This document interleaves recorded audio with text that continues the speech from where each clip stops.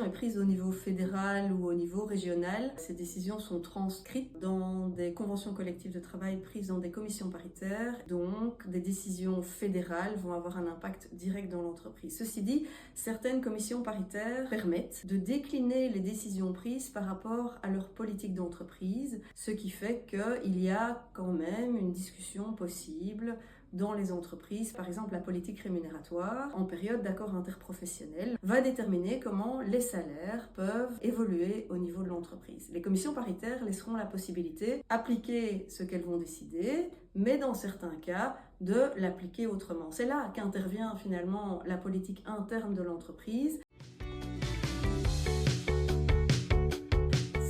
Être à l'écoute. Hormis le fait qu'il y a des organes de concertation sociale qui sont imposés dans les grandes entreprises, les petites entreprises ne sont pas exemples de cette discussion sociale en interne. Alors quels conseils on peut donner dans ce cadre-là? Être à l'écoute de ce qui se discute entre les travailleurs, mais également faire des réunions dans lesquelles les travailleurs peuvent donner leur avis, faire des propositions. Bien sûr, tout n'est pas possible au niveau de l'entreprise.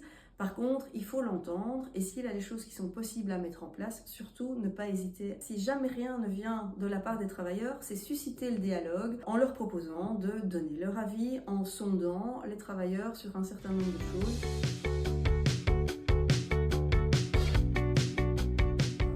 TPE, les PME, moi je conseille toujours d'avoir ces moments de discussion et d'échange et de faire ce qu'on appelle un management innovant, c'est-à-dire impliquer les travailleurs dans l'évolution de l'entreprise. À titre d'exemple, ouvrir une discussion sur une croissance éventuelle de l'entreprise. Au niveau de l'Égal PME, j'implique les travailleurs sur des activités qui permettraient de renforcer la cohésion d'équipe, sur la manière dont ils voient évoluer l'entreprise, sur des éléments qui permettraient de renforcer leur bien-être. Je les implique également dans leur plan de formation, même en étant toute petite entreprise. C'est important de procéder à la formation des travailleurs.